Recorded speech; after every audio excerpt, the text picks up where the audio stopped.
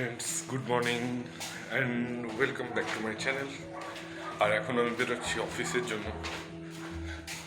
বিকেলবেলা অফিস থেকে ফিরে আসবো, তারপর যাব গৌরবের বাড়ি একটু ঘুরতে। তারপরে ওর মায়ের সঙ্গে একটু দেখা করার কথা আছে। ওর মা অনেক দিন ধরে বলছে আসিস না আসিস না, তাই ভাবছি আজকে বিকেলবেলা ওদের বাড়িটা একটু ঘুরে আসবো। তারপর সঙ্গে থাকো, দেখতে থাকো কী করি। তারপর রিমাল তো চলে গেল, আজকের দিনটা পুরো সানি। স্টার্ট করবো এবার।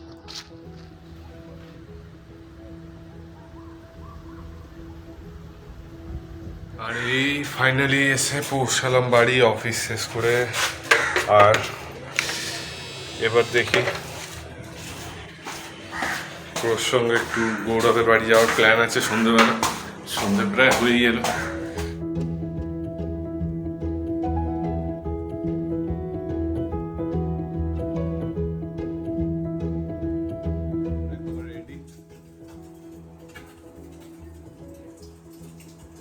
Friends, good evening.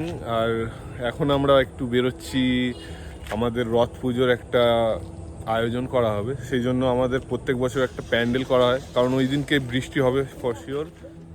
তো তোমরা সবাই যেহেতু জানো জুলাই মাসের 7 তারিখে রথ উৎসব আছে। তো এই রথ উৎসবটা আমাদের ফ্যামিলির জন্য খুবই ইম্পর্টেন্ট। আমরা এই পুজোটা বিগত 5 বছর ধরে করে যাচ্ছি।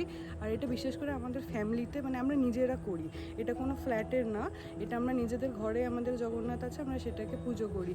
তো যেহেতু এটা জুলাই মাসে 7 তারিখে হচ্ছে আর বৃষ্টি হওয়ার তো সম্ভাবনা আছেই, তো আমাদের সেদিনকে ভোগের অনুষ্ঠান থাকে, তারপর নাম কীর্তন হয়, লোকেরা আসে, অনেক বড় করে আয়োজন হয়। তো বৃষ্টি হবে যেহেতু, তো আমাদের একটা শেডের দরকার আছে।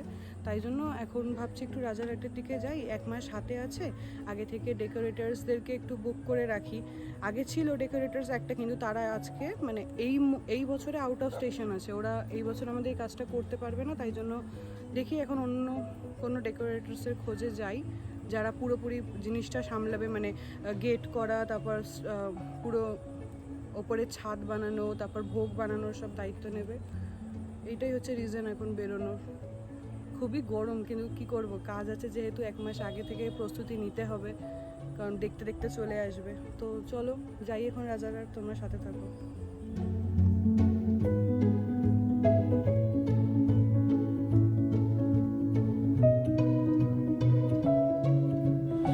এখন আমরা এলাম, 8:30 বাজে এখন।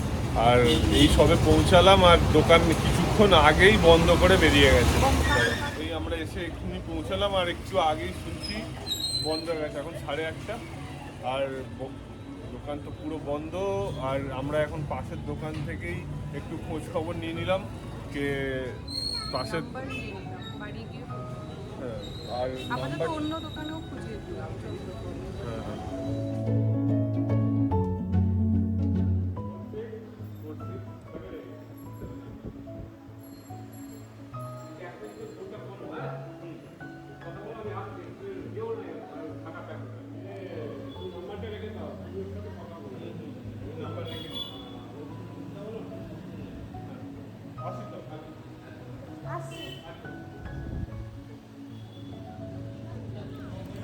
মন্দিরের কিছু লোকের সঙ্গে কথা হলো, যারা কীর্তনের জন্য লোক পাঠাবে, তাদের সঙ্গে ডাইরেক্টলি ফোনে কথা হলো। আর ওরা বলল কি ওদের টিমের সদস্যদের সঙ্গে কথা বলে ওরা আমাদের জানাবে কালকে কি বৃত্তান্ত, ওরা কি ডেট করতে পারবে কি না। একটা ডেকোরেটার্সের সঙ্গে কথা হয়েছে, তো ওদের সঙ্গে কাল সকালের মিটিং ফিক্স করা হয়েছে। এবার কালকে সকালে ওদের সঙ্গে একটুখানি দেখা করে নেবো, ওরা কোন জায়গা সেটা দেখতে চাইছে।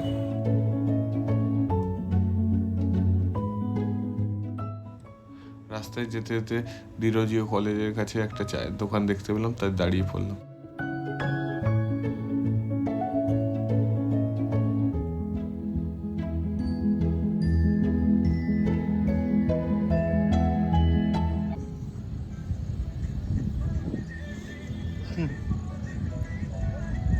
এনজয় করছো? তুমি কি করছো?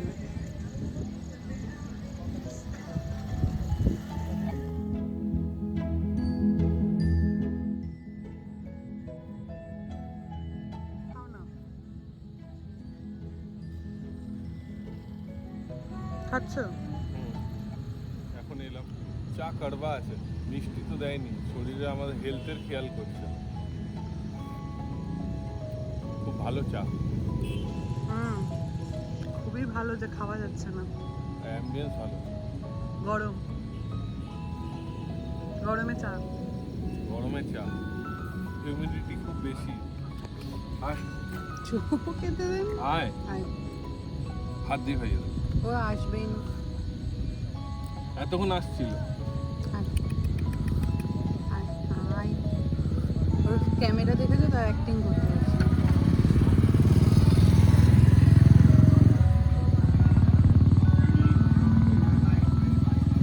খা, তুই যে ও আবার নাক ফাঁক রেগে গেছে, কেমনি করছে।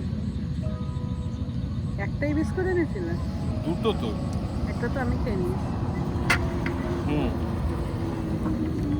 তাকিয়ে আছে আর দুটো দিন।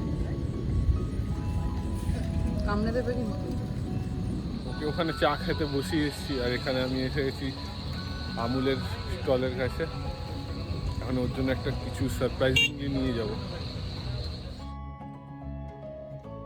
এই যা যা চলে গেল, আমার জন্য তো একটা আইসক্রিম নিতাম আমি। দাঁড়া, কি করছো বসে?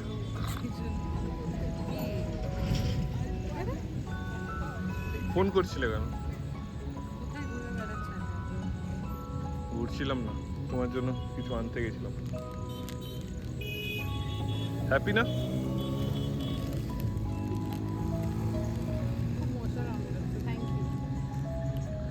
এ তাকাচ্ছে, খাবি কুলফি? মশারা কি করবে, ওরাও তো একটু রক্ত চায়। বাটি নিয়ে এলে না, তুমি নিলে না? আমি আইসক্রিম খাওয়ার বয়স চলে গেছে। আমি খাবো না এদের। ঠিক আছে, এখানেই ফেলে রেখেছো। তুমি আমার নিয়ে সাইডে রেখে দিলে। এদেরও কুলফি চাই। না, কুকুরদের আইসক্রিম খাওয়ানো উচিত না। তাই? ওদের আইসক্রিম খাওয়ানো উচিত না, ওদের জন্য আলাদা আইসক্রিম কেক পাওয়া যায়।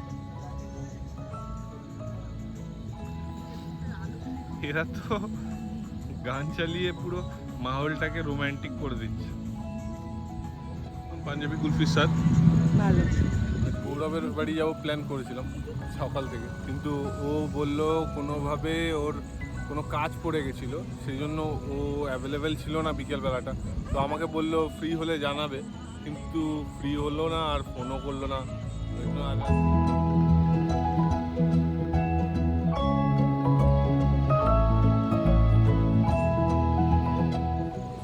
আমরা এখন বাড়ির দিকে যাওয়ার প্ল্যান করছি। প্ল্যান কেন করছি? বাড়ির দিকেই যাবো, রাত্রি হয়ে গেছে। আবার প্ল্যান কেন? যাযাবর নাকি রাস্তায় ঘুরবো? এখন ভালো হাওয়া দিচ্ছে, কাল আমার সকালে কাজও নেই কোনো। চলো বাড়ি যাই।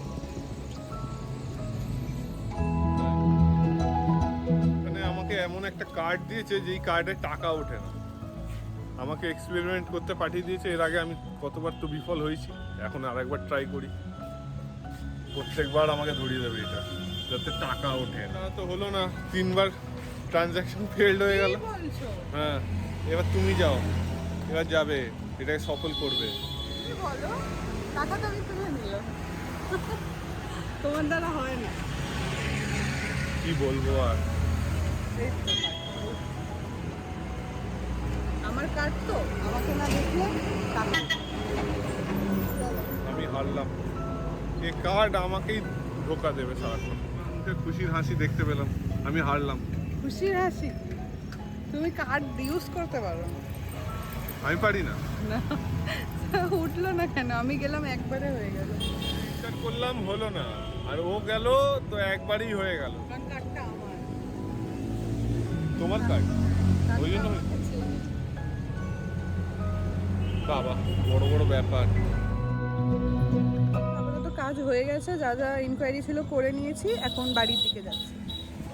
সারাদিন পরে এখন ঝোড়ো হাওয়া বইছে, আর আমরা এখন 10:30টার সময় বাড়ি এসে পৌঁছে গেছি। আর এখন উপরে গিয়ে ডিনার করব, আর গাড়িতে ঘুরে ঘুরে টায়ার্ড। আর বাড়ি এসে কিছুটা স্বস্তি মিলবে। বাড়ি পৌঁছে গেছি। আজ হয়েছে আমাদের টোফু কারি। আমাদের রাতের ডিনার টোফু কারি আর রুটি। কোনো স্যালাড পাওয়া যাবে না? স্যালাড পাবো না? ওকে। জাস্ট ডিনার শেষ করলাম, টোফুর তরকারি হয়েছিল আর রুটি। টোফু আমার একদম ভালো লাগে না, কিন্তু রাহুলের যেহেতু ভালো লাগে ওই জন্য বানাতে হয়, কিছু করার নেই। আর এখন বাইরে খুব সুন্দর হাওয়া চলছে, ভালো লাগছে ওয়েদারটা। বিকেল সকাল থেকে এত গরম ছিল, এখন একটু ওয়েদারটা প্লেজেন্ট আছে। আজকের জন্য ভিডিও এইটুকু। আর ভিডিও শেষে আমি লাস্ট ইয়ারের রথযাত্রার কিছু গ্লিমস অ্যাড করে দেবো, আপনারা দেখে নেবেন, দেখে জানাবেন কেমন লাগলো। আর এই বছর তো হবেই নিশ্চয়ই, এই বছর তো আমরা ভিডিও রেকর্ড করবো আর খুব ভালো করেই দেখাবো আপনাদেরকে। সো আজকের জন্য গুড নাইট, আবার দেখা হবে নেক্সট কোনো ব্লগে। টাটা।